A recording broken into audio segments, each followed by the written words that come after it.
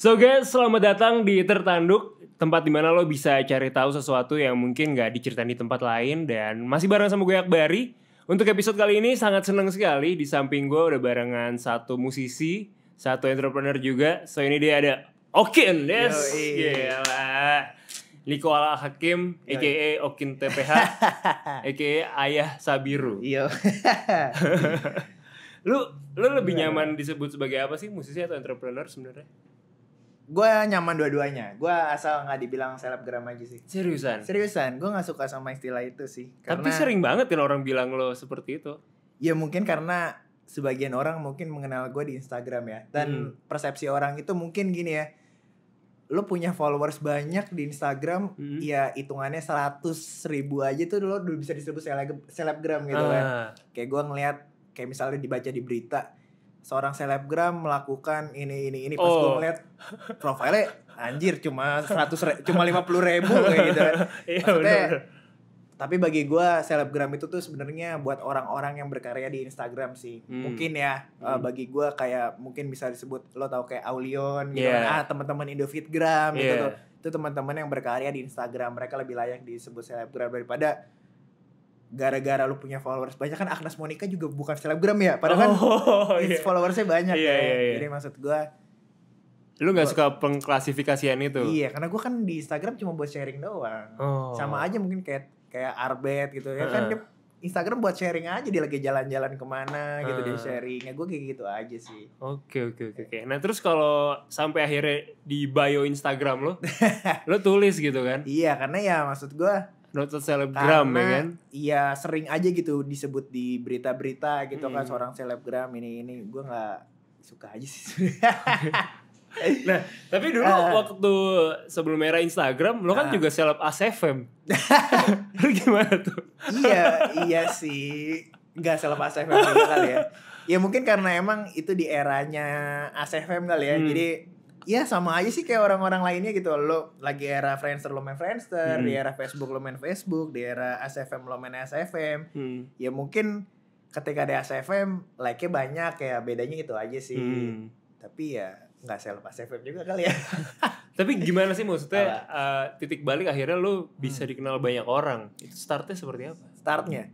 Startnya menurut gue ya, itu jadi gue dulu kan pertama kali itu gue ngeband The Potato Head. Yes, TPH itu walaupun band nggak jelas bukan nggak jelas, maksudnya di saat itu kan emang pang-pangan banget ya. Tapi dulu gue inget banget ada No Playing pas lagi mudik tuh lagu itu di timeline gue, seriusan pakai hashtag NP.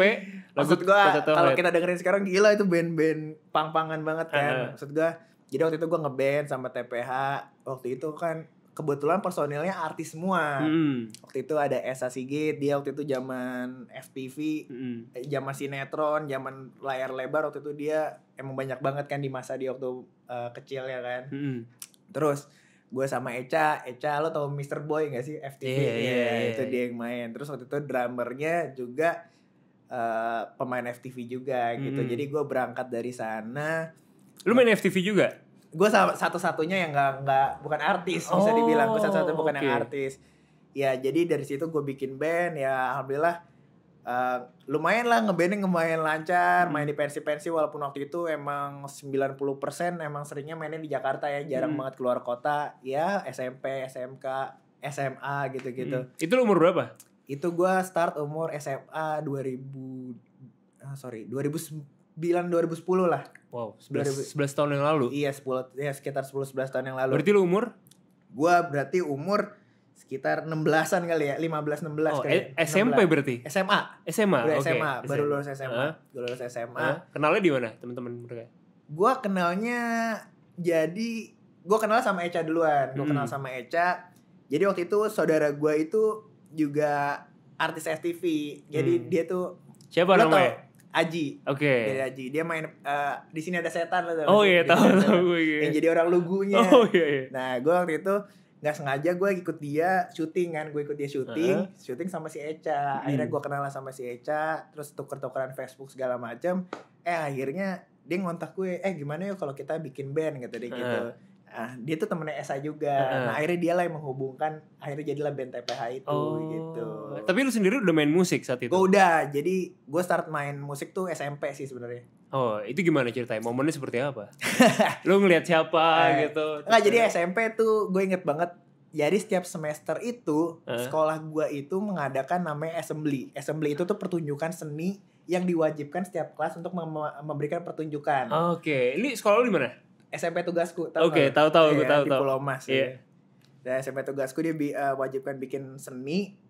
Nah akhirnya ada di satu saat gue waktu itu tuh emang nyari-cari jati diri gitu. Gue main gitar, gue sempat les drum. Nah tapi gue nggak pernah namanya les bass di saat itu. Iya cuy. Iya gue nggak pernah, gue les gitar, gue les bass, sempat les piano juga, tapi gue nggak pernah les bass. Nah sampai akhirnya di satu titik dimana gue udah kelas 3, gue sahabatan sama teman gue namanya Randi sama Dio. Mereka itu tuh udah terkenal tuh di sekolah tuh, emang anak band banget. Cuma waktu itu di satu kelas gue nggak tahu kenapa dia tiba-tiba ngomong sama gue gini, si Randi, lo basin gue manggung dong, katanya gitu. Buat assembly ini gampang kok, chordnya cuma deng deng deng deng deng. Gue inget banget tuh lagu pertama yang gue mainin itu Don't Look Back in Anger. Tapi gue mainnya cuma C C G G A gitu doang. Kan enak kita bisa ngafalin cuma satu kan, iya, dipencet maksudnya iya kan kalau gitar kan 3 gitu kan. Iya bener, ribet ya kan. Untung gue waktu itu udah hafal chord kan karena gue belajar gitar. Cuma gue belum pernah main bass, tapi temen gue bilang udah sikat aja gitu. Nah dari situlah gue akhirnya tahu bass, gue belajar bass sampai akhirnya gue anjir seru juga ya main bass gitu. Nah gara-gara itu sih. Tapi gini Ken, gue main bass start SMP gitu ya. Gue main bass karena gak ada mau ngisi posisi itu, karena itu posisi yang gak keren gitu di mata orang-orang gitu kan. Orang basis itu identik dulu ya, orang gendut, orang gendut di belakang main bass. Udah kayak paling cupu biasanya karena cuma satu di fretnya gitu kan. Maksudnya lo kalau mau keren, kalau nggak main gitar, nyanyi, main drum. Iya bener. Gue nggak tahu kenapa bass itu tuh jarang banget dulu ya. Iya, terus lu akhirnya kenapa tuh, maksudnya tetap jadi pemain bassis gitu kan, lu bisa yang lain sebenarnya. Kalau gue kan keterbatasan skill, gue kan bisa yang lain gitu. Iya tapi semenjak gue disuruh main bass itu, akhirnya pas manggung gue ngerasa gila, ini bass tuh sebenarnya lo main nggak terlalu yang ribet kayak gitu. Tapi ketika bass lu mati, hening. Iya, jadi tuh bass itu tuh emang permainan yang untuk dirasakan. Jadi gue gila, ini alat musik keren juga ya, maksudnya lo nggak terlalu dilihat keberadaannya, tapi ketika lo hilang, iya bener, kita gak terlalu dilihat. Iya. Coba gue pernah gitu pas latihan, apa sih gue main kayak gini, pas gue diemin anjing gue jadi hening ya gitu. Maksudnya itu feel banget sih main bass. Oke, nah itu di situ akhirnya lu main bass terus, apa sempat ganti-ganti? Akhirnya di situ semenjak assembly itu udah tuh, itu band SMP itu lanjut sampai akhirnya perpisahan, sampai akhirnya band gue itu waktu itu menang kontes lah di SMP. Wah, itu gitu. Gengsi gede banget sih. Iya makanya. Iya lah men. Nah akhirnya nama bandnya apa? Seymour. Anjay. Seymour. Itu band SMP. Tapi itu emang band sekolahan, bukan band yang punya obsesi buat terkenal. Yang aduh kita ngeband yuk biar kita sukses, nggak kayak gitu. Emang cuma konsen kita buat sekolahan aja sih. Oke, tapi kan di saat itu vibes-nya udah rockstar banget ya sih, kayak main gue keren banget nih ya sih. Main di depan anak kelas lain tuh mantep banget rasanya. Seneng aja sih gue akhirnya di situ mulai ngerasa wah ternyata ngeband enak juga ya gitu. Nah akhirnya udah lulus SMP, udah bisa misah. Akhirnya nyambungnya tuh sama cerita yang tadi tuh, gue diajakin si Eca itu karena mungkin dia ngeliat profile Facebook gue gitu, gue main bass. Oh kan. Foto lu udah main bass? Iya udah main bass. Okay. Diajakin, nah itulah satu band pertama gue yang punya obsesi. Jadi gue menganggap satu band gue pertama mungkin si TPH itu gitu, karena ya itulah sampai sekarang gue masih pakai username-nya kan. Iya. Nah ngomongin The Potato Head itu berapa lama sih berjalan sebenarnya bandnya? Mungkin sekitar terakhir tuh 2014 gue masih sempat manggung sih sampai 2014. Cuma emang waktu itu emang udah naik turun banget sih, maksudnya entah mood anak-anaknya, entah vibes-nya yang dari SMA lo tiba-tiba udah kuliah, mungkin tiba-tiba lo kuliah di sana, si Esa kuliah di IKJ, lo ketemu teman-teman baru, lo ketemu referensi-referensi baru, akhirnya lo menganggap ya dulu kan gue main popang gitu kan, akhirnya mungkin mungkin musik gue udah nggak di sini lagi, gue sih ngerasanya sih kayak gitu sampai akhirnya gue juga lupa sih kenapa bubarnya tuh officially nggak bilang bubar, cuma mungkin karena emang udah jarang ngumpul segala macam ya udah jadi lupa aja. Lu 6 tahun berarti kan sama TPH? 2, 3, 4, 5. Ya sekitar 5 tahun, 5 tahunan lah. 5 tahunan. Ada rumor yang bilang katanya lu berantem sama Esa Sigit. Itu gimana? Kata siapa? Bener gak? Itu bener gak? Mungkin boleh diklarifikasi di Tertanduk nih. Ini ada rumor. Sebenarnya nggak berantem sih. Jadi gini. Jadi gue tuh sama Esa itu emang perjalanan musik gue selalu bareng sama Esa. Jadi gue TPH bubar, gue sempat bikin band lagi. Anjir gue lupa namanya apa. Satu band lagi itu sama gue, Esa, Panji, cewek 2, ada cewek 2. Okay. Ini apa ya? RL Clav, lo tau gak? Oh si Keisha. Keisha. Satu lagi namanya Shelma, dia udah mungkin kayak gak main musik lagi. Gue sempat ngeband sama dia sekali, terus akhirnya gak jelas tuh karena cewek sama cowok mungkin ya. Ribet gitu. Akhirnya gak nyambung, bubar. Terus gue bikin band lagi sama Esa, sama Panji, sama Kevin Julio, tau gak? Kevin Julio. Terus waktu itu masih sama Onal namanya. Onal bikin band. Tapi nggak lanjut lagi karena si Panji ini kuliah di Amerika. Kuliah di Amerika. Oke, akhirnya kita vakum segala macam. Akhirnya gue di situ transisinya gue ke Night Flight tuh. Band nggak jelas juga itu kan. Di 2000 berapa? 2015 mungkin ya. 2015. Nah sampai akhirnya di satu titik akhirnya si Panji balik lagi ke Indonesia, terus ngajakin bikin band lagi gitu. Bikin band lagi. Sedangkan lu udah di Night Flight. Itu gue udah transisinya udah ke Ops malah. Oke. Nah, tapi gue nggak tahu kenapa gue ngerasa ketika ngeband yang terakhir itu vibes-nya udah beda banget. Jadi gimana ya? Gue tuh selalu ngerasa kalau gue ngerasa di band itu nggak gimana ya? Kalau rasa gue nggak nyaman, tapi gue tuh kadang-kadang nggak tahu nggak nyamannya tuh kenapa gitu. Tapi gue ngerasa kayak kalau gue diajak latihan males, itu berarti gue ngerasa hati gue nggak di situ gitu. Gue nggak tahu kenapa tiba-tiba kayak gitu. Nah, emang waktu itu sih emang rada-rada kurang enak gitu sih ketika waktu gue akhirnya memutuskan, sorry ya gue akhirnya nggak lanjut lagi nih, namanya kan Yor kan. Mereka bikin band namanya Yor. Gue nggak lanjut lagi di situ. Di situ gue sih denger ya, maksudnya ada perasaan bersalah juga kayak Esa tuh ketika dia ngeband dia selalu ngajak gue gitu, tapi gue ada di satu titik beberapa kali gue ngeband tapi gue nggak sama dia gitu. Gue tuh di situ pas gue nggak denger itu gue ngerasa sedih sih. Cuma gue nggak tahu hubungan gue berantem apa gimana. Cuma setelah beberapa bulan kemudian gue sempat ketemu dia di kawinan.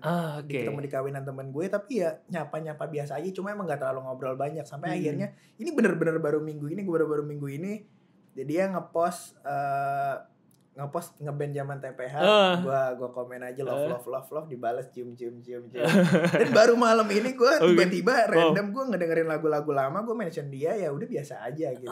Jadi gua nggak tahu, mungkin dibilang berantem sih enggak, tapi mungkin diem-dieman, tapi mungkin ya emang karena ada satu situasi yang kayak wah kayaknya kita nggak ngomong-ngomong dulu deh, tapi gue juga mungkin nganggep ini gue berantem apa enggak ya, tapi ya ketika ketemu biasa aja, ketika mention-mentionan juga ya biasa aja, mungkin kita udah ngelewatin masa-masa itu gitu sih. Jadi dingin-dinginan aja berarti sebenarnya. Dingin-dinginan aja sih. Tapi sempat follow-followan masih follow-followan. Masih follow-followan. Oke. Jadi isu sudah terjawab sudah ya. Seperti itu timeline-nya buat teman-teman yang mungkin penasaran. Mungkin gitu. pas ketika emang gue bilang keluar dari band Yor itu, mungkin emang rada nggak enak kali ya, mungkin rada nggak enak yang akhirnya bikin teman-teman di sana juga gimana sih lu kayak gitu. Mungkin sih ya itu yang mungkin bikin nggak enaknya gitu. Tapi salut gue, lu berani mengakui ini, berani ngobrol. butuh ya gue tuh dari keberanian cuy, appreciate. Gue ngomong ntar tonton gak ya gitu. Tapi lu mau ngomong apa sih kalau ketemu sama Esa gitu, kayak lu kan melewati masa-masa berjuang bareng gitu kan. Dia temen lu banget men saat itu kan. Ya gue sih pengen ngomong makasih banyak buat semuanya pelajaran yang udah gue laluin bareng-bareng sama dia sih. Maksudnya kita ngeband bareng dari awal, kita berjuang bareng-bareng, kita ingin menuju satu titik ya kesuksesan, kita punya band sukses itu bareng-bareng juga gitu. Tapi ya mungkin sekarang ini gue mungkin ngerasa musik gue udah bukan musik gue bukan sama dia tuh udah nggak satu frekuensi lagi mungkin ya. Jadi ya itulah mungkin yang bikin kita nggak bareng-bareng lagi gitu. Mungkin kalau kita masih satu frekuensi musiknya, mungkin kita sampai sekarang masih bareng-bareng. Cuma mungkin karena kita emang udah punya referensi masing-masing gitu ya. Jadi ya itulah yang nggak bikin kita bareng lagi gitu. Karena gue ngedengerin si Yor itu kan bikin mini album ya. Wah itu keren banget sih. Tapi gue kalau misalnya main di situ, gue pusing gitu. Gue kayak musik gue nggak di sini deh. Tapi kalau dibilang keren banget. Apalagi suara Kevin gila banget sih, maksudnya band Indonesia bisa bikin. Lo teman-teman coba didengerin YORE di Spotify atau di YouTube. Itu band keren banget sih. Band musikalitasnya tinggi banget, tapi kalau gue di situ gue jujur gue pusing banget itu. Jadi syarat buat Yor ya. Iya, salut. Keren banget. Jadi tetap respect. Tapi lo masih ingat momen lu mungkin ke distro bareng gitu sama anak TPH? Ke distro? Iya. Kan era-era distro kan. Oh iya, era-era distro. Zaman-zaman beli boxer ya sih, gambar SpongeBob atau apa. Dulu sempat di-endorse beberapa distro kan. Iya, kan masuk distro udah ambil aja pakai. Itu keren banget men, zaman itu. Gila. Celana masih diturun-turunin ya kan biar boxer kelihatan. Anjir. Iya, gila parah men. Tapi lu merasakan itu ya, era-era MySpace segala macam. MySpace ngerasain. Justru kan lu kan band itu kan berkembang di MySpace kan.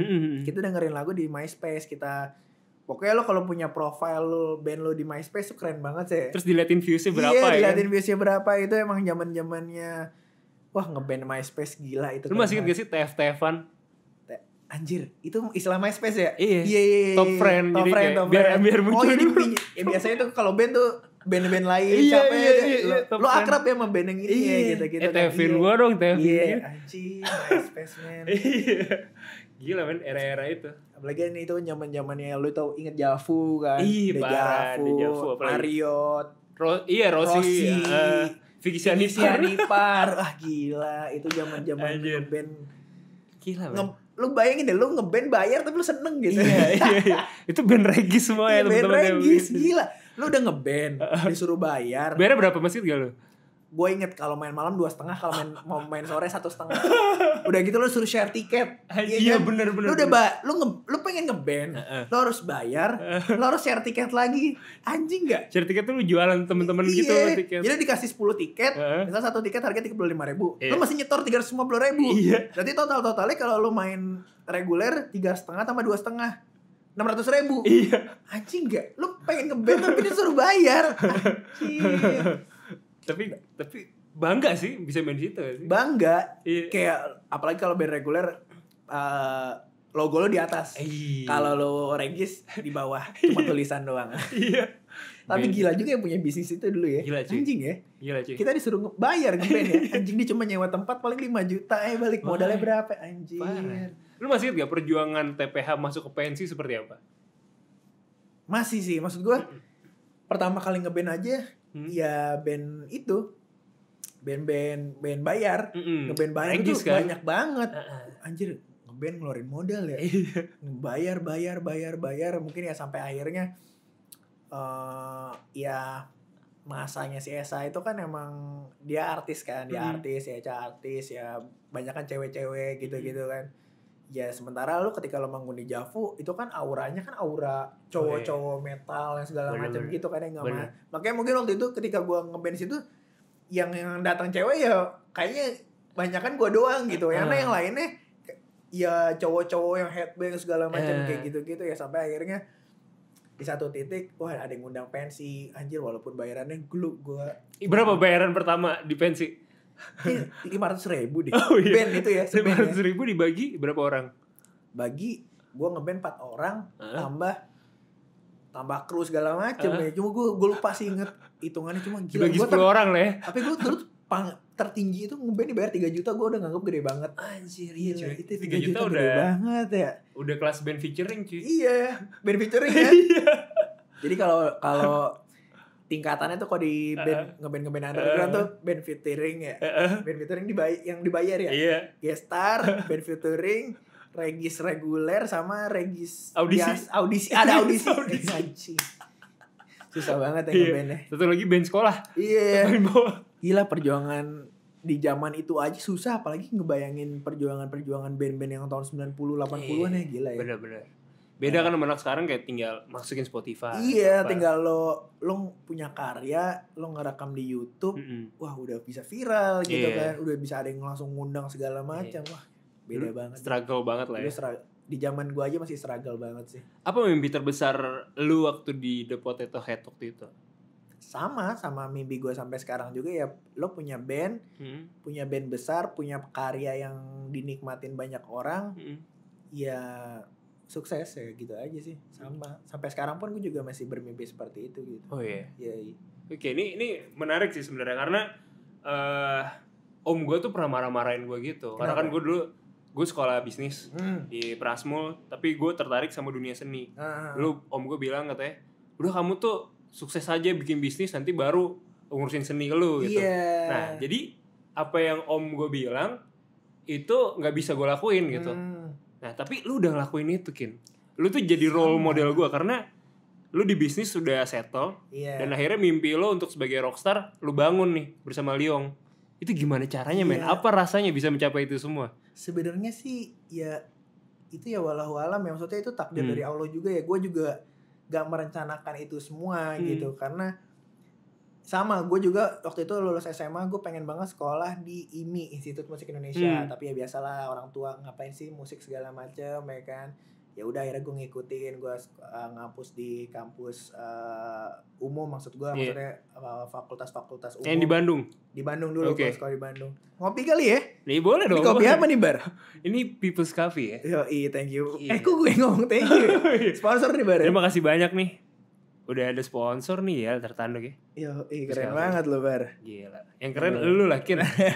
Stay healthy tulisannya buat kau Kin di belakang nih. Mantep banget ya. Lanjut nih, kita ngomongin tentang lu sempat kuliah di Bandung. Iya, gue sempat kuliah di Bandung. Jurusan apa? Komunikasi. Jadi gue di Bandung sampai akhirnya gue ke LSPR itu, gue transfer jatuhnya, bukan ngulang. Jadi sama-sama komunikasi, jadi beberapa mata kuliah yang sama SKS-nya itu bisa ditransfer nilainya. Jadi gue nggak bener-bener ngulang sih di LSPR. Ya udah, jadi dari dulu, dari tahun 2009 itu sampai sekarang gue punya mimpi ya satu itu, gue pengen jadi musisi, gue pengen jadi anak band yang memiliki karya yang dinikmati banyak orang. Cuma ya kenyataannya kan gak semulus itu ya, sampai akhirnya dia ketika 2014-2015 Allah mungkin merencanakan gue kasih satu kesempatan kata dia gitu, ya bisnis gitu. Itu 2015? 2015. Oke. 2015 akhirnya bisnis, menjalani ya mungkin di situ berkembang. Tapi ketika di perjalanan bisnis pun itu gue tetap berusaha terus gitu. Gue pengen ngelanjutin mimpi gue nih. Gue pengen mimpi gue tuh tetap jadi kenyataan. Tapi ya sambil menjalani mimpi yang gak mudah itu, gue dikasih satu kesempatan, ya gue menjalani juga gitu. Cuma mungkin gue dikasih Lion gitu, dikasih bener-bener satu wadah gue mewujudkan mimpi gue ini ketika di bisnis gue ini ya alhamdulillah udah dikatakan settle gitu. Jadi ya emang perjalanannya bisnis lo alhamdulillah udah settle, tiba-tiba lo dikasih Lion, mungkin kayak gitu kali ya. Mungkin gue disuruh, udah lo fokus dulu nih kerja di sini, nyari duit segala macam, lo udah bisa settle di sini, nih gue kasih nih mimpi lo. Mungkin kayak gitu kali rencana Tuhan kayak wah gue juga gak planningin kayak gitu, cuma padahal maunya musisi dulu baru yang bisnis. Iya mungkin kayak gitu kali ya. Cuma ya mungkin Allah ngasih gue jalan yang lain. Tapi ya baik banget ya, maksudnya planningnya itu tuh bener-bener. Coba lo ngebayangin deh, maksud gue lo lagi susah-susahnya ngebangun bisnis, tapi lo dikasih juga susah-susahnya ngeband. Mungkin otak bakal pecah, apalagi lo masih kuliah juga gitu kan. Itu bakal pecah banget. Cuma wah mungkin dikasih jalannya tuh stepnya gini dulu ya. Abis lo beres kayak gini, udah nih gue kasih nih ya. Kayak mungkin kayak Allah kalau bisa ngomong kayak gitu kali ya. Gokil ya. Gokil ya. Baik banget tau lo ya. Tapi kalau dipikir ya, Lyong tuh bisa dibilang band lu yang paling berhasil gak sih? Bisa dibilang iya sih. Kan? Iya. Udah 4,5 juta stream loh di Spotify. Bisa dibilang. Lu gimana melihat tanggapan orang-orang sama Lyong? Di satu sisi gue senang banget sih, maksud gue akhirnya gue bisa punya wadah mewujudkan mimpi gue di musik yang gue bener-bener suka, yang gue nyaman. Ketika di atas panggung gue ngerasa nyaman, di luar panggung juga gue ngerasa nyaman. Ya gue nggak berhenti bersyukur aja sih gue bisa berada di titik ini sama teman-teman gue yang baik-baik ini. Bisa dibilang mereka senior tapi justru gue paling ngerasa nyaman sama mereka gitu. Seriusan? Dibanding band-band sebelumnya? Kalau secara bermusik sih mungkin iya gitu. Kalau misalnya gue ada juga misalnya gue dulu di Night Flight ya. Night Flight itu kan emang proyekan. Jadi dulu zaman-zamannya EDM lagi naik-naiknya. EDM ada naik-naiknya. DWP habis. Iya, DWP habis gitu. Kenapa sih kita gak bikin band ada DJ-nya tapi sambil ngeband gitu kan banyak juga kan yang akhirnya bikin kayak gitu juga kan. Nah jadi gue sih nganggep Night Flight itu sebenarnya cuma hanya sebuah proyekan aja gitu karena toh di situ juga lo nggak bikin lagu, lo nggak berkarya, cuma lo emang ngerasain vibes-nya aja gitu. Lo ada musik DJ-nya tapi lo sambil ngeband tuh kayaknya beda aja gitu. Cuma kan di situ kan Night Flight di zaman gue kan nggak ngeluarin single apapun gitu kan. Jadi gue ya lo ya seneng di situ have fun aja. Nah di situ tuh akhirnya gue menemukan keluarga baru tuh di sana. Sampai akhirnya jadi sahabat-sahabat gue sampai sekarang ya tim-tim dari Night Flight itu sendiri gitu. Jadi kalau dibilang ngerasa nyaman itu tuh saat pertama gue ngerasa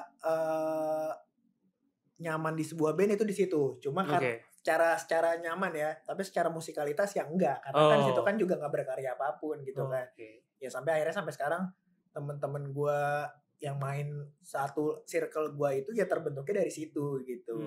Ya ada Niki kenal di sini juga. Iya Niki. Gue kenal sama lo di Night Flight. Iya gitu kan. Nah sementara kalau di Lyon ini gue ngerasa dari segi latihan aja tuh lo nyaman gitu. Walaupun dulu gue ngebayangin ya pas ngelihat Ruda itu gue dulu serem banget gitu. Seriusan lu? Kenapa lo? Lu ngeliatnya gimana? Ya dia kan lu gondrong, jenggotan. Anjing gue takut nih kalau misalnya gue pertama kali latihan tuh anjing gue diomel-omelin habis. Iya maksudnya anjing masih ini perfect banget nih gitu kan. Iya apalagi pemain keyboard biasanya detail kan adanya kan. Iya tapi ternyata pas latihan pertama wah anjir baik banget gitu. Maksud gue nanya-nanya segala macem ya dibantuin gitu. Maksudnya gak yang gimana sih lo bukannya udah ngulik gak kayak gitu gitu. Maksudnya, anjir baik banget ya nih orangnya. Dan ya malah gue jadi sering ngobrol sama dia juga gitu. Gue kira dulu anjir gue serem banget sama dia. Tapi ternyata bisa ngobrol sefrekuensi. Bisa ngobrol satu frekuensi pada akhirnya. Oke. Ini sekarang kita berangkat. Timeline-nya tadi kan TPH udah. Ior udah. Night Flight udah. Ops. Tapi band gue kan gak ada yang terkenal Bar. Kok gitu lo kenapa merasa seperti itu? Ya gue ngerasa ya itu mungkin terkenal di kalangan followers gue doang gitu. Ya. Jadi bandnya berhasil karena ada elunya? Gak gitu. Gimana? Maksud gue karena gue bener-bener baru ngerasain kayak orang tahu gue dari band itu ketika di Lyon. Jadi gue kayak gue pernah baca komen ini siapa sih orang ini loh yang basisnya Lyon yang sama Oda Tamaruda itu gue baru pertama kali gue ngerasain tuh di Lyon. Lu seneng tuh? Gue seneng banget karena ya gimana ya ketika musik lo menyebar di radio mungkin orang kayak gue gitu dengerin musik nih lagu siapa sih akhirnya gue stalking kan nih band ini gitu. Nah gue baru ngerasain itu tuh ketika di Lyon karena lagu udah nyebar di radio sampai akhirnya gue pernah ngebaca satu komen ini orang siapa sih? Ada pokoknya gue lupa ya. Ada berita apa? Beritain gue sama keluarga gue. Dia nanya ini siapa sih? Gue baca komennya ini loh basisnya Lyon yang sama ngeband sama Oda Tamaruda. Anjing gue seneng banget. Maksudnya ya itu apresiasi buat lo. Apresiasi buat gue. Gue dikenal orang lewat musik ya baru pertama kali di Lyon gitu. Dan sebelumnya ini gue belum mencapai di satu titik itu gitu. Gue pertama kali band gue masuk radio ya. Ups kali ya, cuma waktu itu juga gak terlalu menyebar banget. karena emang itu baru awal-awal banget kan. Iya. Tapi lu melihat sebelumnya nih, karena ada yang bilang nih kayak beberapa orang bilang band-band lu sebelumnya tuh diundang ke pensi karena ada elunya. Bener nggak tanggapan itu? Ya nggak juga sih, maksud gue mungkin gini ya, mungkin pertama taunya dari gue, tapi ya kan nggak menutup kemungkinan juga kan kalau misalnya ternyata bandnya seru nih, membawa vibes-nya asik nih, itu juga jadi nilai plusnya. Misalnya ya sama aja lah kayak gue misalnya dagang nih, gue dagang ikan atau rendang ikan. Orang tau ikan pasti tau dari gue kan pertamanya. Ketika dicobain makanannya misalnya mereka bilang enak, ya udah karena enak ya orang beli lagi, bukan karena guanya aja gitu. Sama aja kayak misalnya gue dulu misalnya ngeband di Night Flight, orang mungkin taunya gara-gara gue pertama, tapi mungkin ketika denger wah ternyata vibes-nya asik ya ketika ngundang di pensi, ya mungkin akhirnya itulah orang yang bikin ngundang-undang lagi, mungkin gitu sih. Bener-bener. Iya. Bener-bener. Jadi memang lu sebagai pintu utamanya dulu ya. Oke, sekarang mungkin kita ngomongin tentang Oops. Yes. Oops personilnya di siapa aja sih? Kasih tau dong. Oops. Jadi Oops itu pecahannya lagi jatuhnya tuh dari Night Flight. Gue keluar dari Night Flight. Gue di Night Flight itu kan ngeband berlima. Salah satunya tuh sama Aldi Padang. Gue panggil ya Peci Padang. Gue keluar, dia juga ikutan keluar. Nah, terus itu di tahun yang sama? Tahun berapa? Di tahun yang sama. 2017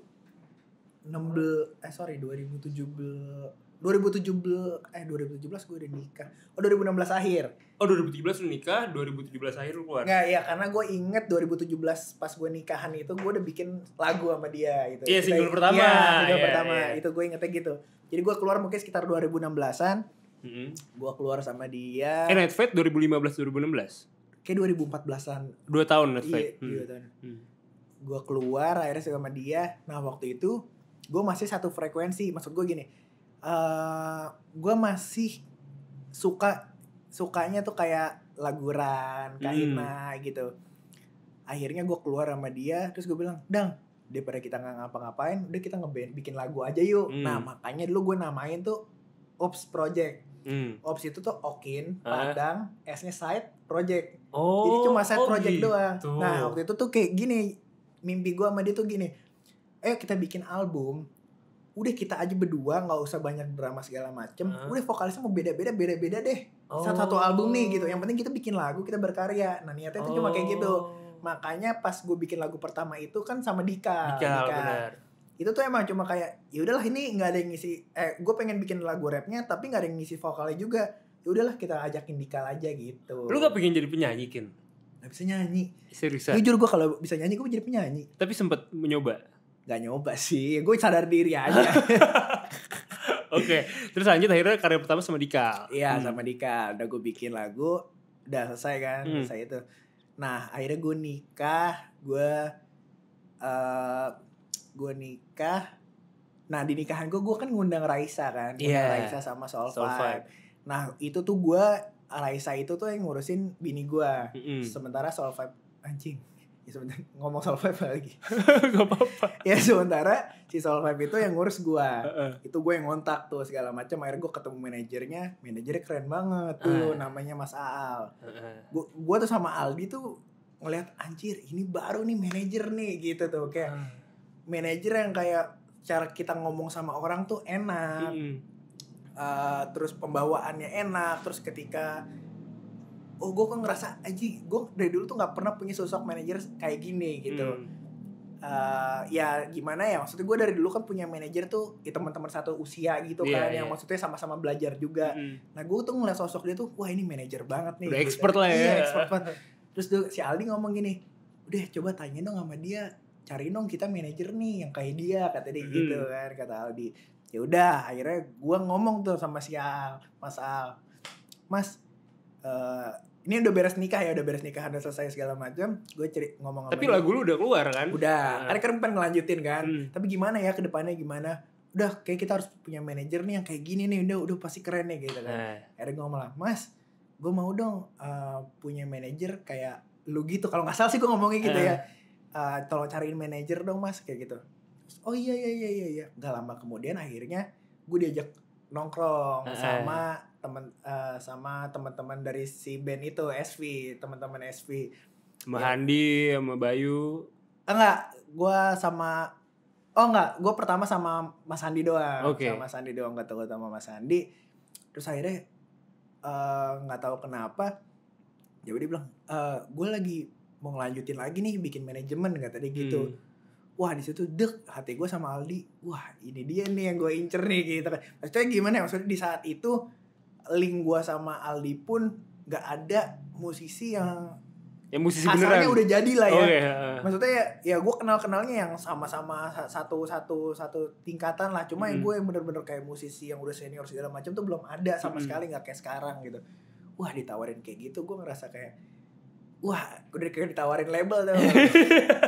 Kayak ditawarin label. Ya udah gue mau. Ya udah gue mau.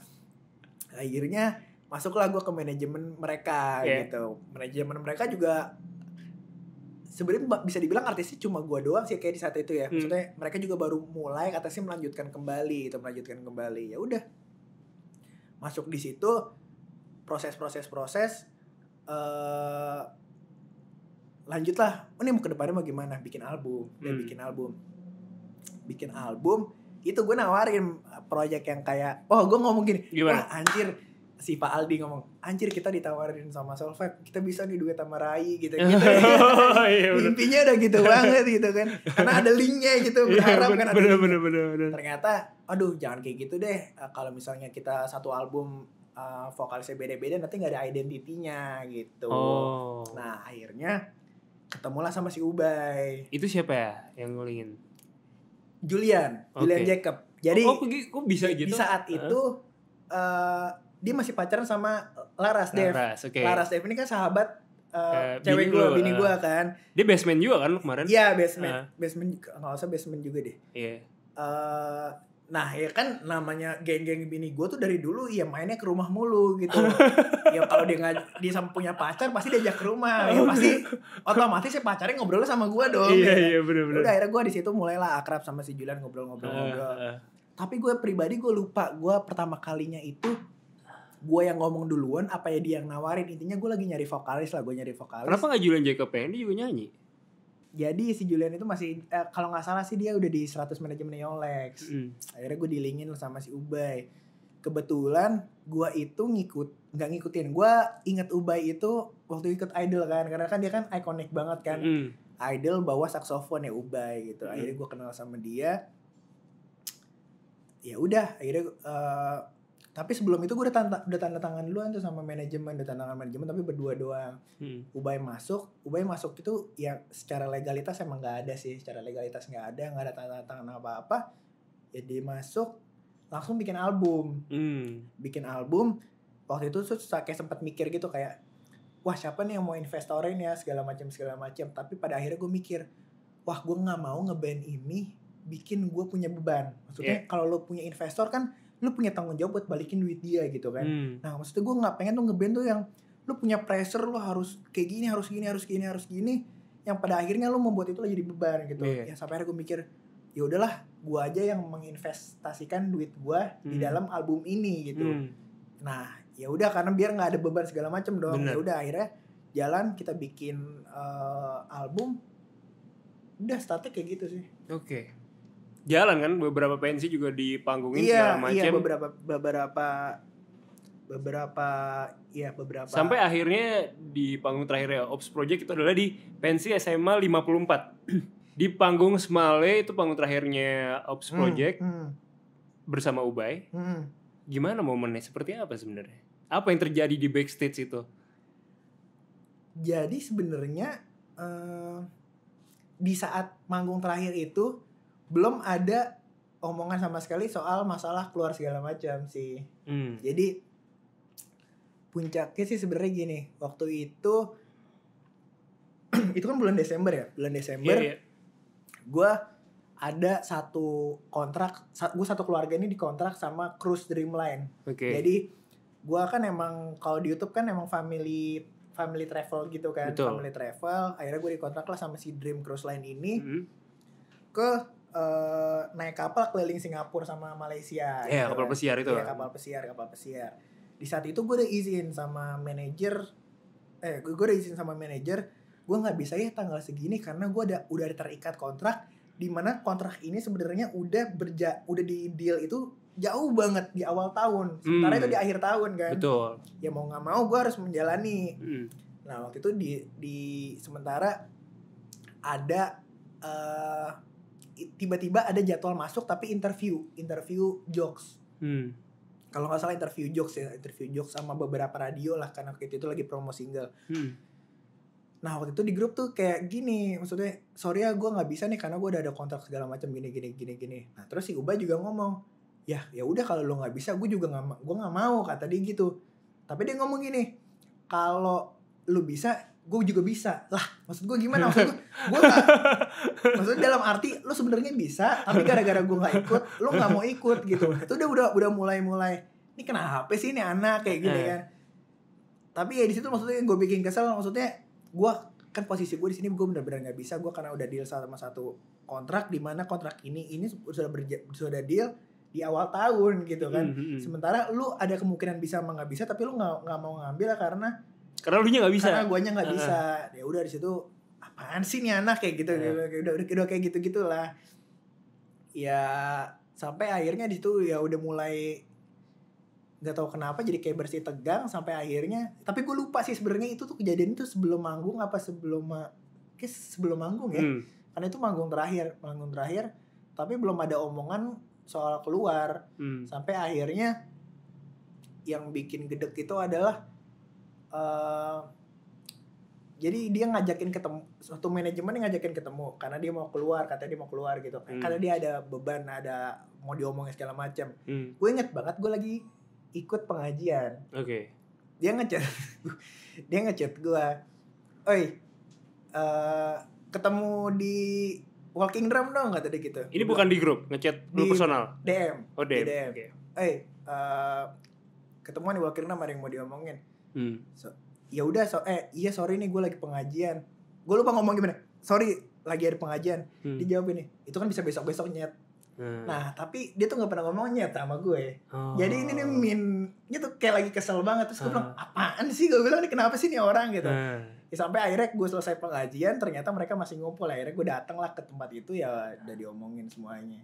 Ya udah dicabut. Ya udah. Itu posisinya album udah selesai, udah beres, udah tinggal rilis segala macam sih. Udah recording udah beres banget, udah mastering segala macam. Berarti sebenarnya tinggal dirilis doang, albumnya. Tinggal rilis. Lu udah menginvestasikan waktu, dana segala macam, akhirnya sia-sia dong. Sia-sia. Tapi gini maksud gue nggak, sebenarnya gue jujur nggak sepenuhnya menyalahkan dia keluar, karena emang di satu sisi keluhan yang dia omongin itu benar. Maksud gue di sana emang vibesnya nggak terlalu ngeband. Gue nggak tahu kenapa nggak terlalu ngeband, karena chemistry antara kita bertiga tuh sebenarnya kayaknya nggak dapet gitu. Gue kenapa bisa gue bilang gitu, karena ya kalau nggak manggung kita tuh jarang ketemu, kita jarang ngobrol segala macam. Tapi ya mungkin dia ngerasa nggak nyamannya di situ gitu. Gue satu sisi gue ngerti, maksudnya kurang lebih tuh 1 tahun lebih dia berada di situ.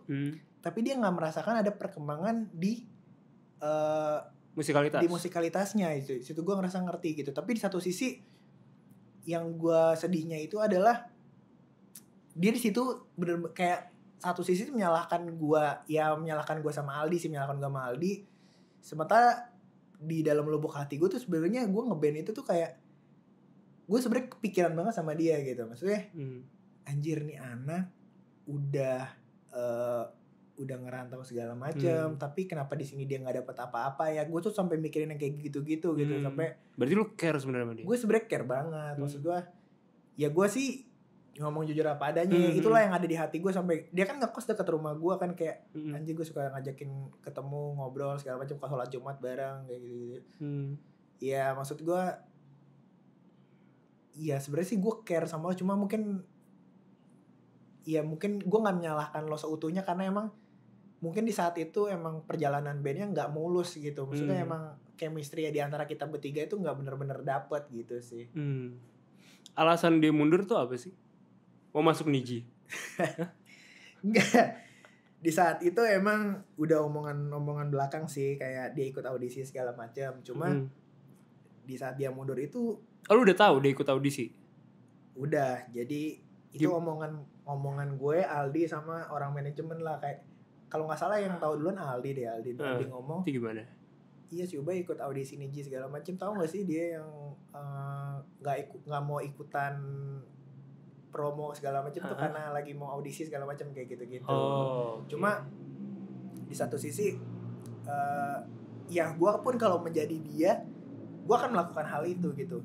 Gue ya gimana ya, sama aja ketika gue tiba-tiba ditawarin Onat ngeband gitu, Onat ngeband, anjir gue ditawarin Onat ngeband, sama mungkin gue ditawarin Niji ngeband, wah gila gue mendingan ngambil Niji lah, mungkin saat itu kayak gitu ya. Cuma yang satu sedihnya aja, kenapa di saat itu lu nggak ngomong belak-belakan aja nih, gue dapet tawaran yang lebih baik kayak gini-gini, tapi lebih menyalahkan kayak Aldi main gitarnya nggak bener lah kayak gitu-gitu, lu main gitarnya nggak bener, nggak ada perkembangan kayak gitu-gitu. Maksudnya udah sih ngomong aja kalau lu emang lu dapet tawaran lebih baik, lu pengen ke step yang lebih baik ya gue juga ngerti, karena gue kalau jadi lu juga gue gak akan menyanyiakan kesempatan itu gitu kan. Gitu aja sih. Tapi kan kalau audisi belum pasti bakal jadi personel tetap. Iya, gue gak tahu sih apa yang ada di pikiran dia saat itu gitu. Dia berarti audisi bukan memang sudah dijamin bakal jadi personel. Itu gue gak tahu sih, cuma kan gue kemarin kan nonton Tertanduk lo kan. Katanya sih gitu kan emang gak settingan. Cuma maksud gue gak menyalahkan dia sih, cuma ya kenapa lu nggak ngomong terus terang aja sih gitu kan. Kenapa sih lo nggak ngomong terus terang tapi lebih nyalahin gue sama Aldi, ya Aldi mainnya nggak bener lah, terus gue ke Singapura. Iya, maksudnya kayak gitu ya udah sih lo terus terang aja kayak gitu. Jadi sebenarnya lu paham lah alasannya dan memang udah jalannya aja gitu. Iya, udah jalannya aja. Tapi sekarang gimana hubungan lo sama dia? Masih follow-followan? Enggak sih, gue terakhir kali gue komunikasi ya itu di situ akhir 2018. Tapi kalau misalkan lu ketemu nih sama dia nih tiba-tiba nih mungkin lagi sholat Jumat gitu. Tapi ya maksud gimana ya? Dia punya tipe tuh nggak bisa ditebak sih orangnya. Maksud gue dia nggak aneh, cuma kayak dia itu nggak kayak orang biasa gitu. Kayak apa ya, sifatnya tuh kayak sering banget ya orang-orang tuh tersinggung sama omongan dia tuh di chat, tapi sebenarnya nggak kayak gitu. Dia tuh cara ngechatnya tuh kadang-kadang suka singkat-singkat, terus kayak orang judes segala macam. Terus kalau ketemu juga kayak aneh gitu, tapi sebenarnya tuh dia baik gitu. Iya, nggak bisa ditebak aja sih orangnya, dia lagi perasaannya lagi kayak gimana. Tapi lu pengen nggak sih hubungan lu normal lagi sama dia, maksudnya kayak? Iya, ya namanya manusia ya, kita kan nggak pengen punya musuh pasti ya. Ya pengen aja sih. Pengen aja lah ya. Iya, tapi ya mungkin ya nggak tahu sih, gue ngerasa sedihnya ya di situ aja sih. Maksud gue sampai mikirin gila nih anak udah ngerantau segala macam, harus jadi sampai waktu itu satu titik sampai dia pengen balik ke Jakarta aja. Dia waktu itu habis kerja di mana gitu, habis balik kampung segala macam, ada jadwal manggung, ada jadwal latihan. Dia bilang, aduh gue flight gue besok lagi segala macam, sementara harus latihan mepet segala macam. Ya gue sampai ongkosin dia balik ke sini segala macam. Maksud gue scare itulah sama dia. Cuma ya terakhirnya ya kenapa dia menyalahkan gue sama Aldi gitu, kenapa sih nggak terus terang aja, padahal gue juga di situ ngerti gitu. Gitu ya. Berarti kalau misalkan balik ke timeline sebelumnya ya, kalau dia ngomong jujur ya lu fine aja sebenarnya. Ya fine aja. Oke.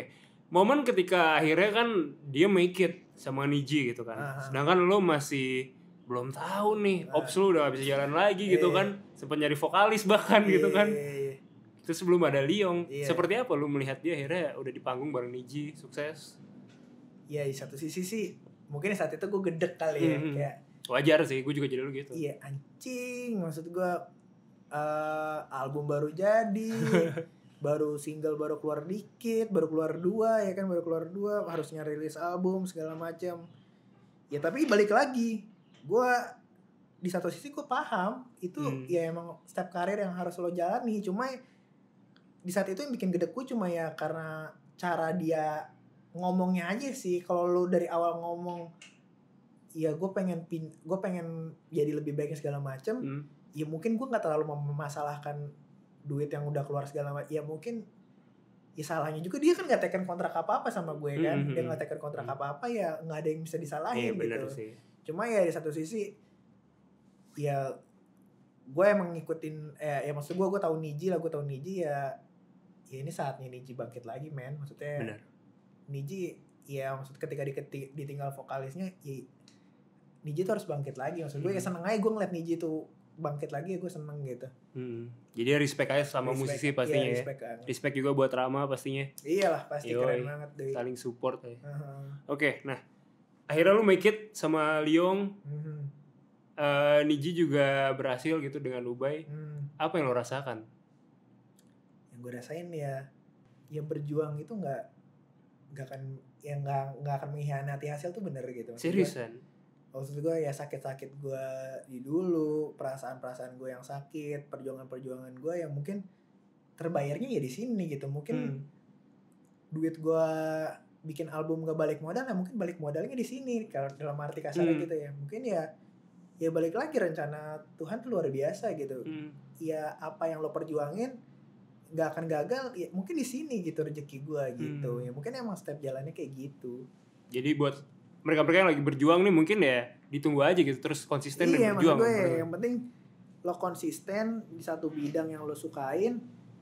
Kayaknya mustahil deh kalau lo gagal gitu. Mustahil banget ya kalau lo gagal. Cuma ya lo mesti sabar aja ya. Kan kadang-kadang orang, lo sering kan kayak ngeliat meme gitu yang kayak udah ngegali di sini berlian akhirnya dibalik. Iya kan, tahu kan lo gitu kan. Ya padahal itulah yang lo harus gali terus.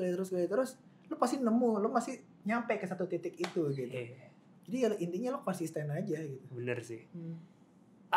Apa mimpi lo yang belum terwujud sebenarnya, Ken?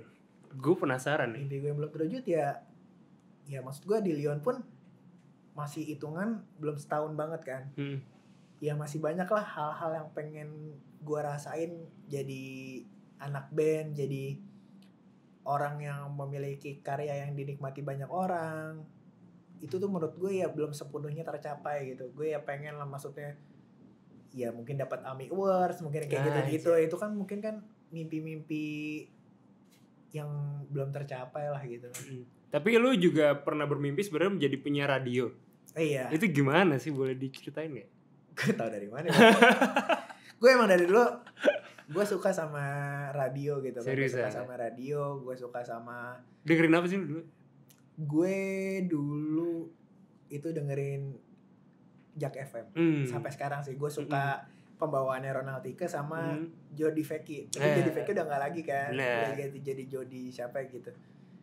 Nah gue tuh emang ngerasa seru banget sih. Maksud gue lo bisa ngobrol, lo bisa ngomong didengerin orang, lo bisa wawasan lo tuh ya bertambah aja gitu ya kan. Lo kan ketika lo radio lo harus ngebaca kan skripnya apa misalnya. Info apa hari ini gitu kan. Jadi wawasan lo kayak luas banget gitu loh. Dan gue kayak berkali-kali kayak gue pengen ikut kelas radio deh. Terus gue tapi ngeliat anjir orangnya rame banget. Lo tau gak sih yang radio itu kelas penyiar ID ya? Bukan? Iya yang orangnya rame banget itu yang apa sih yang gebiar banget tuh? Anak radio anak radio Gila, rame banget. Gue tuh sebenarnya pengen, maksudnya ada nggak sih? Pingin lo ya. Iya. Kalau di Bandung tuh dulu ada anjing DJ Ari. DJ Ari ya. DJ Ari sekolah. DJ Ari sekolah. Gue tuh dulu pengen masuk situ. Gue sampai sekarang sih sebenarnya pengen gitu kalau misalnya ada satu wadah yang bener-bener gue bisa belajar, tapi belajarnya tuh emang kayak private misalnya gitu ya. Gue pengen sih belajar. Gue belajar sama lo kali. Boleh lah. Seriusan. Pengen banget gue, iya. Karena seru aja gitu menurut gue. Lo bisa ngobrol, lo bisa cari wawasan baru, lo bisa ketemu teman-teman baru mungkin, ilmu-ilmu baru. Seneng aja. Tapi ini menarik sih karena lu sudah mencapai titik yang jauh sebenarnya dari sekedar hanya penyiar radio gitu. Tapi lu tertarik sama hal ini gitu. Maksudnya gimana ya? Maksud gue ya ketika gue udah bisnis, gue ngerasa sih gue pun di musik itu jujur gue nggak nyari duit. Maksud gue musik itu untuk hati aja sih, untuk untuk menyalurkan kesenangan gue, untuk menyalurkan kepuasan bermain musik gue. Gue nggak terlalu mikirin gue dapat duit berapa gitu. Maksud gue pernah ada titik di satu titik Lyon. Jadi Lyon itu kan sebenarnya kan yang megang bisnisnya itu kan gue pribadi gitu. Tapi ya mungkin dibantu lah kadang-kadang sama Tony, kadang-kadang sama Subur. Iya, nggak sama Subur, sama Tony sih. Tony. Di Tony gitu. Misalnya gini, Misalnya ada yang kontak itu yang balas Tony. Cuma entah arah-arahannya di linknya segala macam tuh sebenarnya dari gue gitu. Lu masih in charge langsung ya? Iya, gue yang in charge langsung karena yang manage gue. Sempat ada detik di mana waktu itu ada satu tanggal kosong. Udah mepet nih, udah 2 minggu lagi. Nah, gue pikir ini nggak mungkin dapat job nih di tanggal segini, cuma ada ini doang. Tapi di sana duitnya emang nggak standar fee kita gitu. Ya udah gue bilang, udah ambil aja, fee gue potong, udah sisanya buat anak-anak aja. So gue sampai yang penting tuh anak produksi makan, teman-teman kerja, gue menyalurkan kesenangan gue. Ya gue mencari duit ya bukan di sana gitu, karena emang gue bener-bener suka sama pekerjaan ini gitu. Oke. Berarti mimpi lo yang belum tercapai menjadi penyiar radio? Iya kali ya. Iya itu ya. Mungkin kali ya. Gue sebenarnya pengen siaran di mana tau gak? Di mana? Di OS. Seriusan? Ya. Di OS Karena Jakarta. dekat rumah gue. Oh iya benar di Kemang ya. Iya nggak jauh. Bisa lah kita tunggu kan, lah ya. OS Radio. Nah sekarang gue mau nanya lagi nih Ken. Lu punya cabang berapa sih Sate Taichan? Kalau Taichan gue punya 7. Kalau Ngikan udah 125. Banyak banget kan? Iya. Lu ngejalanin itu semua gimana caranya? Gue gak kebayang gitu. Lu ngabisin waktu untuk segala macamnya sambil kuliah juga gitu. Ya maksud gue seperti apa gitu, karena semuanya lu jalanin barengan. Tapi kan gue menjalaninya itu kan emang, jadi gue tuh dulu pas gue nge-build Taichan pertama kali, itu gue punya kantor di rumah gue bar. Jadi gue dari dulu itu sebenarnya gak bisa punya kantor yang jauh-jauh dari rumah. Kenapa? Karena ya gue harus selalu nge-handle gitu kan. Gue harus selalu nge-handle, gue harus selalu ketemu sama mereka, gue harus mengontrol segala macam gitu. Makanya dulu gue pas awal-awal gue nge-build Taichan itu, rumah gue di bawahnya itu kantor gitu. Ini Ben Hill ya? Ben Hill, itu kantor gue. Jadi ya gue emang menghabiskan weekday gue ya di situ gitu. Sampai akhirnya di satu titik di mana udah settle, ya bisalah gue akhirnya memindahkan otak gue ini ke nikahan sekarang, ke nge-build baru lagi gitu. Jadi gak semenyusahkan itu sebenarnya kalau lo emang menjalaninya sepenuh hati dan lo bisa memanage waktunya dengan baik gitu. Karena waktu tuh 24 jam menurut gue lama banget, men. Seriusan? Iya, lu merasa lama? Padahal lu kan sibuk banget, men. Tapi lo bisa memanfaatkan itu dengan baik banget, Bar. Lu termasuk orang yang bangun pagi gak? Gue semenjak punya anak, itu gak bisa lebih dari jam 9. Jadi lu udah bangun jam 9 pagi? Jam 8, jam 9. Padahal jam 3 pagi masih Instagram stories deh. Iya, maksudnya itu tuh gak tau kenapa, maksud gue ya gimana ya, kadang-kadang anak gue nepok segala macem tuh udah nggak benar-benar nggak bisa bangun gitu kalau bangun siang gitu. Kalau dulu kan gue bangun jam 3 pagi, jam 3 sore, jam 4 sore, malam baru kerja, baru aktivitas lagi. Lu kan fine aja gitu. Sementara sekarang udah nggak bisa kayak gitu. Ya lu bisa memanfaatkan waktu lu dari pagi sampai malam tuh sebenarnya dengan baik gitu. Apalagi kan ya lu nggak bisa dipungkiri, lu kan bekerja juga nggak pakai otak lu sendiri gitu kan. Lu pusing dengan masalah karyawan, lu bisa nyewa HRD yang baik. Lu pusing masalah keuangan, lu bisa hire konsultan terbaik gitu. Jadi maksud gue ya lu sebenarnya nggak bekerja sendiri, lu tuh dibantu sama banyak orang gitu. Cuma ya tetap aja pengendalinya ya di lo gitu. Kin, daily activities lu seperti apa sih? Lu bangun tadi kan jam 9 paling telat. Terus lu ngapain tuh jam segini mungkin ngurusin ikan, jam segini ngurusin Taichan. Gimana? Seperti apa? Ya gue malah biasanya tuh gue bangun, gue tuh biasanya main dulu sama anak, anak gue tidur siang, itu gue baru buka-buka kerjaan. Kadang-kadang tuh gue juga suka nyari-nyari ide sih. Misalnya gue browsing, gue buka-buka Instagram, kayaknya bikin kayak gini keren ya, enak kali ya. Misalnya kita kadang-kadang tuh gue dapet ide-ide makanan, karena kan menu-menu kayak gitu kan sebenarnya gue yang mikirin, Bar. Walaupun gue nggak bisa masak sebenarnya. Nah kerennya lo tuh jadi punya usaha makan tuh lo sebenarnya nggak usah pintar masak, cuma lo punya ide gitu. Nah kadang-kadang sih gitu. Nah tapi kadang-kadang pun juga gue kerja kan nggak bener-bener dijamin sih. Misalnya lu jam segini ngurusin Taichan, lu jam segini ngurusin kan, enggak kayak gitu juga. Itu tuh semutnya gue dapet, bukan semut ya maksudnya, sebisanya gue dapat. Soalnya gue mesti ngimbangin juga nih antara keluarga sama gue kerja. Jadi pun gue kadang-kadang malam gue ngerjain malam pun it's fine menurut gue ketika anak gue lagi tidur segala macam gitu. Jadi apalagi kan gue kan ya mungkin bisa dibilang sekitar setahun kebelakangan ini kan weekend kan jarang banget di rumah kan. Sementara gue tuh sebenarnya janji sama bini gue. Apa janji lo apa sama bini lo? Gue janji sama bini gue minggu itu adalah hari keluarga. Oh gitu, itu janji. Itu janji gue sama bini gue. Pernah berantem gara-gara lu hari Minggu malah manggung? Sering.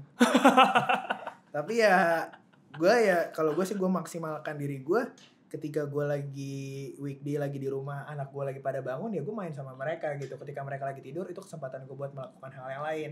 Makanya it's fine menurut gue mengerjakan malam, gue nge-report lagi ke anak-anak paginya, ya itu nggak kenapa-napa karena gue udah mengerjakan di malamnya gitu. Seperti apa sih menjadi seorang Okin TPH? Apa?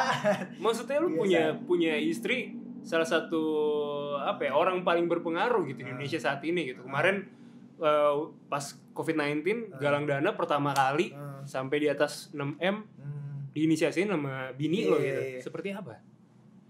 Seperti apa-apanya. Maksudnya perasaannya gimana? Maksudnya ya kayak bangga lah, maksud gue banyak hal positif. Ya gimana ya, gue paling suka sama orang yang berguna gitu bareng. Maksud gue, lo punya usaha, lo bisa menghidupkan beberapa keluarga gitu, berapa ratus keluarga yang bisa hidupin gitu. Bener. Itu prinsip gue sih, maksud gue ketika lo bisa berguna buat banyak orang, ya itulah lo udah jadi orang berarti. Jadi maksud gue ketika bini gue melakukan hal itu dengan inisiasinya sendiri sampai akhirnya itu maksud gue dia berbuat baik tapi akhirnya yang pusing dia juga gitu. Maksudnya itu kan lo pusing banget ya, maksudnya jangankan dia, gue aja tuh sampai diteror orang-orang. Maksud gue di sini butuhin ini, di sini butuhin ini, ya udah sih, ya udah gue sabar. Maksud gue semua orang tuh emang kemarin lagi hektik banget kan.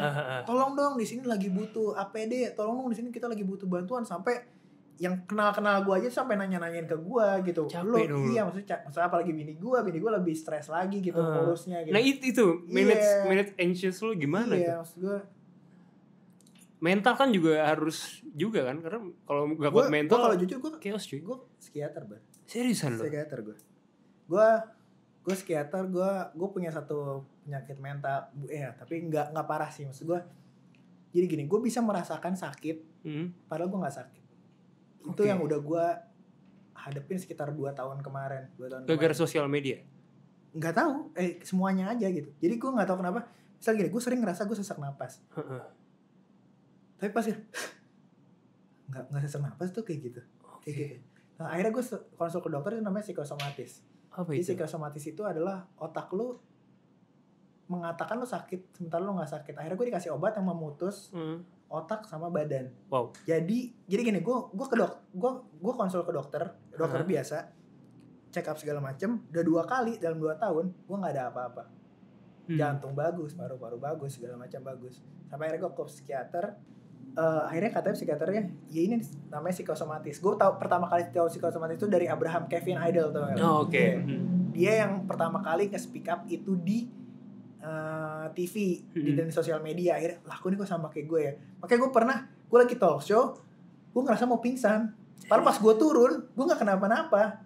Itu terparah tuh, gue kayak, udah tunggu dulu ya, gue mau turun dulu, mau pipis. Gue sampai ngomong kayak gitu tuh di atas panggung, gue malu banget waktu itu. Gue turun, gue di belakang tuh gue sampai ngebalsemin gini-gini. Wah anjing, gue kenapa sih gitu. Gue sampai kayak gitu. Padahal ketika gue cek psikiater, itu otak lu aja yang bermain. Lu sakit, lu ngerasa sakit di sini, lu nggak ada jantung, lu nggak ada sakit paru-paru. Akhirnya gue dikasih satu obat yang buat memutus penyakit di otak lu sama badan. Jadi dokter nggak bingung, lu sakit beneran apa sakit karena pikiran gitu. Ini maksudnya di level gue aja, gue juga merasakan gitu kadang kayak gue pusing aja gitu sama sosial media, sama orang kayaknya consuming kita banget, energi kita sebenernya banget sama gitu. Kayak gini, apalagi di level lu, gue gak sama kebayang kayak men. Sekarang lu lagi zaman corona, lu sering baca-baca berita. Iya. Itu orang normal aja bakal bisa ngerasain kayak gitu. Kayak bersin-bersin, sesak napas, batuk, lu kebanyakan baca, kebanyakan browsing, tiba-tiba lu ngerasa sendiri. anjing gue sakit ya, gue sakit corona ya kayak gitu. Itu tuh gue ngebaca tuh banyak orang yang ngerasain kayak gitu. Itu sampai orang normal aja bisa ngerasain seperti itu gitu, apalagi gue makanya gue kan nggak pernah, gue selalu bawa obat segala macam sih. Bini lu juga psikiater? Bini gue juga cuma nggak separah gue sih. Oke. Beda. Gue tuh yang sampai ngerasain sakit, kayak ngerasain sesak napas kayak gitu. Di level titik seperti bini lu gitu ya, itu kan kadang lu berbuat bener atau berbuat salah atau apa, kadang ada aja yang nganggap itu yang mungkin haters atau apa negatif. Lu sempet capek nggak sih, maksudnya kayak ini kenapa sih padahal bini gue kan nggak salah gitu, tapi kok masih dipermasalahin aja gitu. Sebenarnya satu hal ini yang gue pelajarin akhirnya sama Onat. Onat itu gue semenjak kenal dia, gue ngerasa dia kan itu di dia kan pernikahannya kan itu MBA kan, MBA kan. Dia udah mengakui itu kan. Maksudnya bukan aib lagi gitu. Dia melakukan itu, dia ngomong di depan orang, dia pede, dia segala macem. Tapi gue ngeliat dia kenapa dia nggak ada hatersnya ya? Karena menurut gue dia di sosial media dia nggak menunjukkan dia kesel. Jadi beda. Gue dulu tuh sempat ada di masa-masa dimana ketika ada netizen ngogoblok, itu gue goblokin balik. Jadi misalnya netizen komen, gue capture, gue masukin Instagram gue, terus tiba-tiba diserang lah dia kan, wah goblok lo makanya nggak usah komen yang aneh-aneh kayak gitu. Udah gue sempat ada di masa itu, tapi gue merasa nggak nyaman. Tapi di akhirnya gue sekarang ngerasa sosial media gue, ya udah gue nggak usah buka DM, gue nggak usah bacain yang aneh-aneh. Gue bersosial media, ya gue bagian gue sharing aja, gue lagi jalan kemana, gue lagi jalan sama anak gue snapgram segala macam. Tapi kalau ada orang ngomong apa, gue nggak mau nanggepin apa-apa. Ya karena ketika orang melihat lu cuek, orang tuh kayak anjing ngapain ya gue ngeliatin dia ya. Maksudnya ngapain sih gue ngegodain dia ya gitu. Kan beda ketika lu orang nyenggol lu tapi lu balas balik tuh kan orang jadi seneng kan. Wah ada orang kena nih sama pancingan gue nih, itu makin senang. Tapi semakin lo cuek, ya orang tuh akan semakin cuek juga sama lo menurut gue gitu. Jadi makanya gue sekarang bersosial media juga udah nggak terlalu yang bener-bener ngeliatin DM orang-orang masuk, ngeliatin ya kalau komen jarang lah ya ada orang nge-hate di komen tuh menurut gue ya masih agak jarang gitu karena dia takut kali ya segala macam. Sebenarnya dulu tuh kan yang paling sarangnya cacian itu kan di DM gitu kan. Orang ngomong apa yang paling parah apa? Ya maksud gue ada yang pernah ngancam bunuh atau apa? Ya enggak sih. Ya kalau ngancam bunuh sih enggak ada, cuma kayak nyamperin ke rumah kayak gitu. Seriusan, ada cuy. Ada. Anjir. Makanya serem juga sih emang. Cuma ya gitu lah, maksudnya semakin lo cuek bersosial media ya orang pun akan menurut gue kayak semakin cuek. Kayak gue ngeliat Onat, anjing hidup lo enak banget ya lo, padahal banyak banget yang bisa dicela dari hidup lo ya.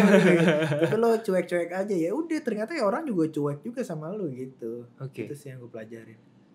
Lo sama Buna pernah gak sih berpikiran pengen sehari aja menjadi orang biasa aja gitu?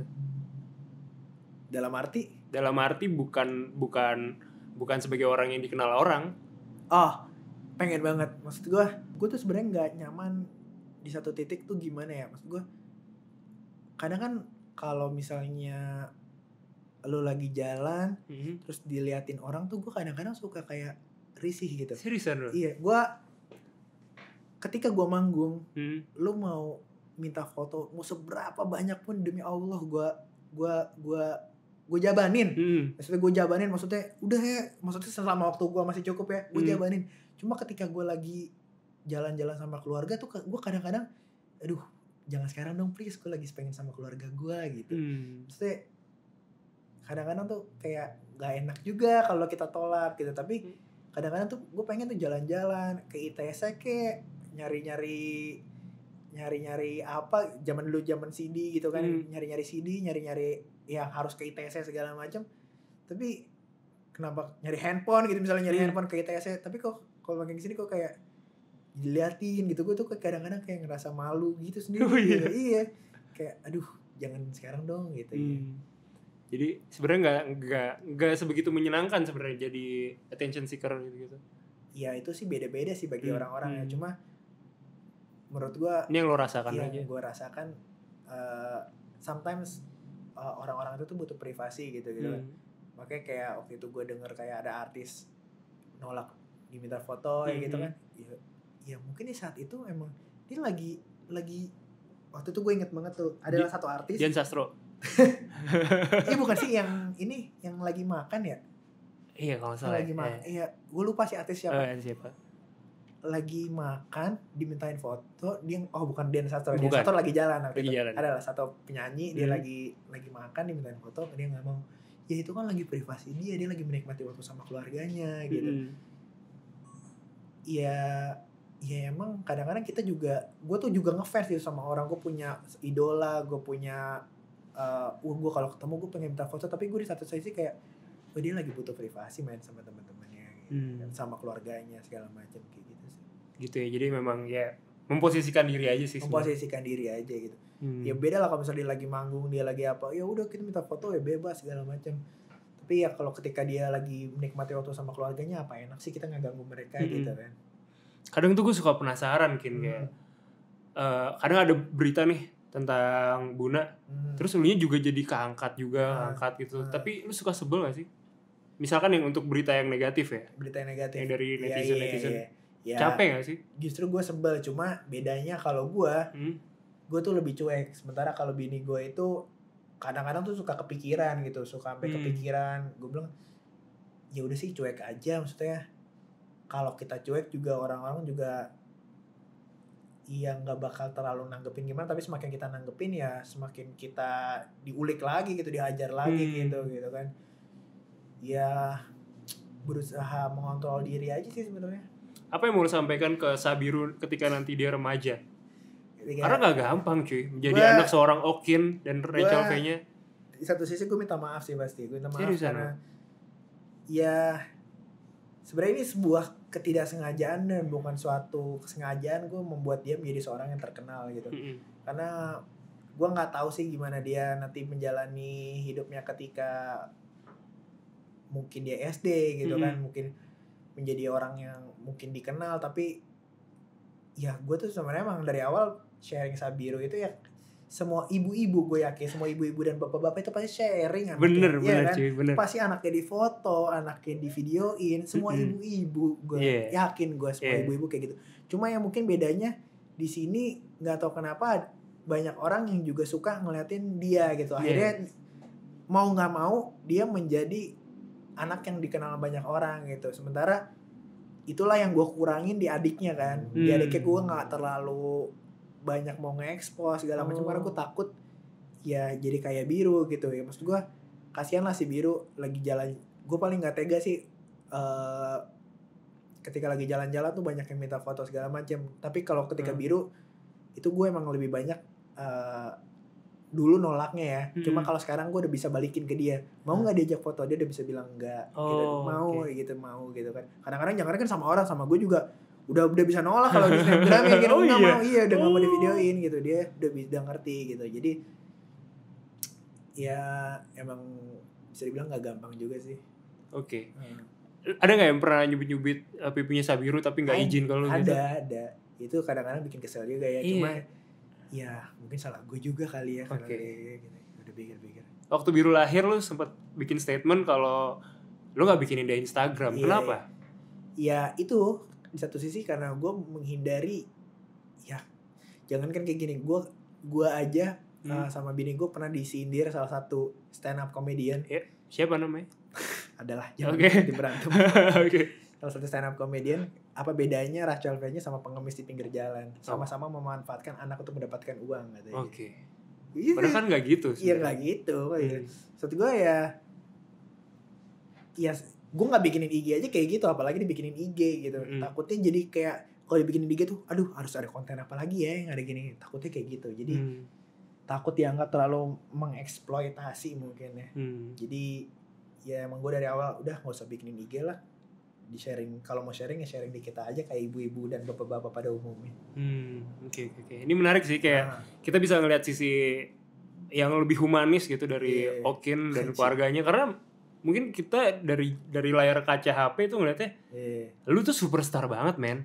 Sampai emak gua itu suka banget ngeliatin video YouTube lu. Anjir mas. Seriusan iya kayak gua berangkat mah aku berangkat nih Jin kemana rumah Okin wah salam gitu emak gua cuy. Seriusan. Jadi kayak maksud gua kita terbiasa melihat lo sebagai sosok yang berbeda gitu. Padahal lo sendiri juga manusia biasa gitu kan. Manusia biasa pasti. Makanya jadi ada sisi itu. Ini menarik sih. Terus gue juga penasaran. Kita sekarang bicara tentang Okin tadi dengan impiannya untuk menghidupi banyak orang. Dan ini yang salah satu yang gue salut. Dia mempercayakan banyak perusahaannya dia, banyak proyeknya dia sama teman-teman terdekatnya. Lu punya reason tertentu gak sih? Iya. Padahal kan maksudnya temen lu itu belum tentu skillful, temen lu itu belum tentu expert di bidang itu. Contohnya gitu. Tony Norman kan skillnya apaan dia? Itu dia. Jadi gue andelin aja udah. Makanya, jadi kayak sekarang banyak banget yang megang Taichan ini tuh temennya dia ini. Lu mempercayakan temen-temen lu. Terus gue selama gue bisa bermanfaat buat orang-orang banyak, kenapa nggak sekitar gue aja dulu yang gue maksud tuh gini, tapi gue nggak pernah sih nawarin gitu, karena gue kadang-kadang ngerasa nggak enak juga gitu. Maksud gue, kalau lo bisa membedakan gue di dalam dan di luar itu nggak apa-apa, tapi kalau misalnya itu membuat lo menjadi canggung seutuhnya itu gue nggak mau gitu. Maksudnya gue nggak pengen ketika nongkrong itu jadi gap anjir gara-gara lo kerja sama gue lo jadi ngerasa gimana gitu. Jadi segen banget gitu. Iya, gue nggak pengen kayak gitu. Makanya gue gak seutuhnya itu tuh yang bener ya cuma Tony doang lah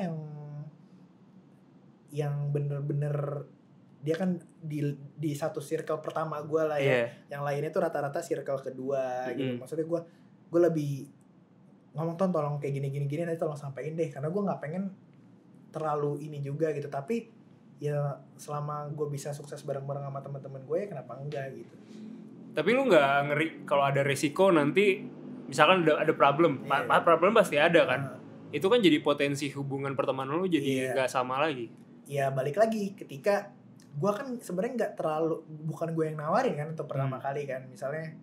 Misalnya adalah temen gue kerja di Taichan gitu. Gue kan ya selain Tony Tony, gue kan gak nawarin mereka langsung, mereka yang nawarin diri gitu. Ya udah, ketika lo nawarin diri, ya lo pegang responsible itu di diri lo sendiri gitu. Lo nawarin diri, gue oke. Ya kalau lo kenapa-napa ya berarti kan lo sendiri yang harus bertanggung jawab gitu ya. Lo mau canggung ya itu urusan lo gitu menurut gue. Ini jujur Okin tuh salah satu yang gue kagumin karena dia memperkerjakan banyak temen-temennya dan gak bersifat bossy gitu. Lu mungkin yang lagi nonton ngerasa gitu punya temen kelompok tugas gitu di sekolah. Ada satu temen yang emang pinter banget, dia tuh kayak suka bossy gitu loh. Okin tuh gak kayak gitu, tapi Okin pengen ngerangkul kita semua. Gue gitu sama Tony ya.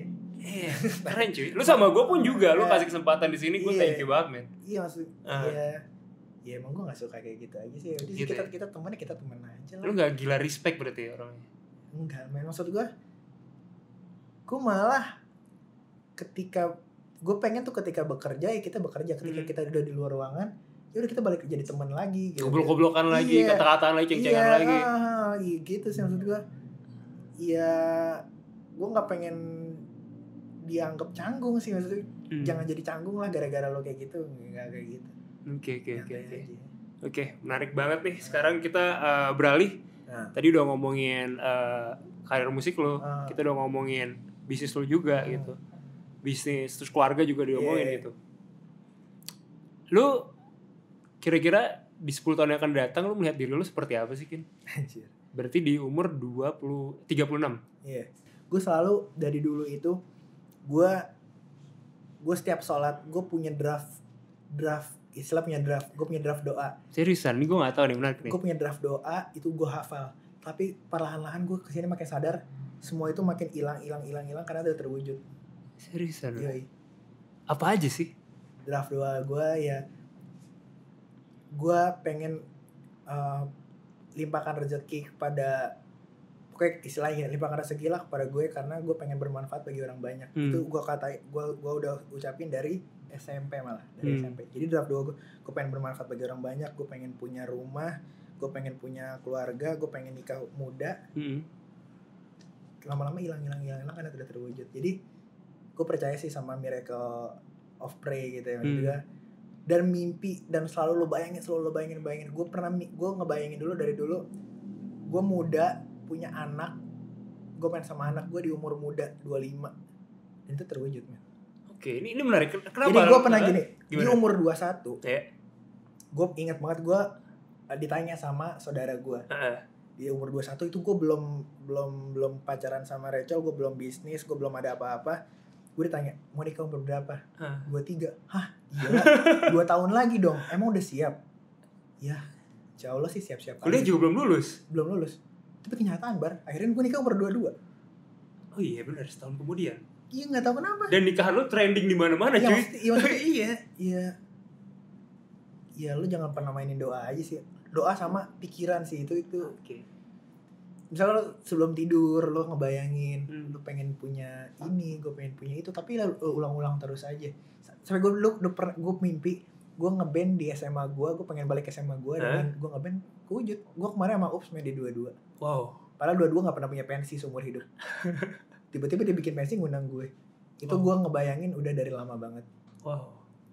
Gila sih. Gue sampai mimpi itu detail. Lo mimpi detail aja, udah namanya mimpi dan doa, ya bebas dong lo mau ngebayang. Itu imajinasi lo. Tapi ya lo itu terwujud, Bar.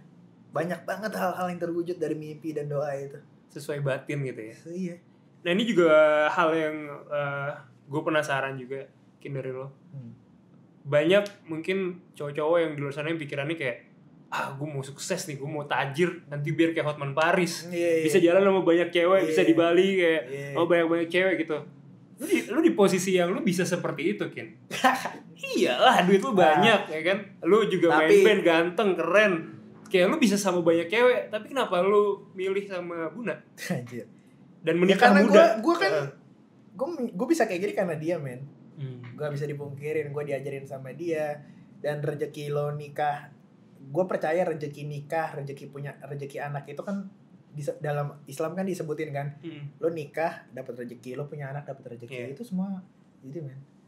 Maksud gue ya mungkin ya ini bukan mungkin ya ini semua ya emang karena istri gue sama anak-anak gue, yang gue nggak mungkin ya kayak Hotman Paris gila kali ya.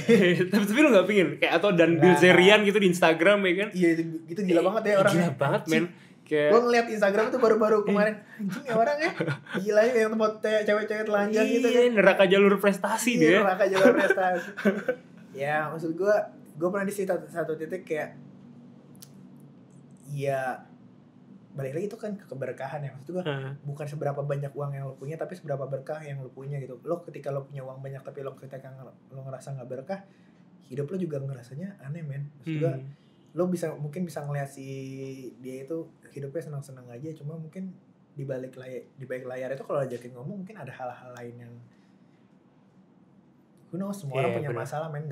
Semua orang nggak bisa diukur dari masalah materi aja gitu. Masalah materi lo jadi bahagia nggak kayak gitu juga.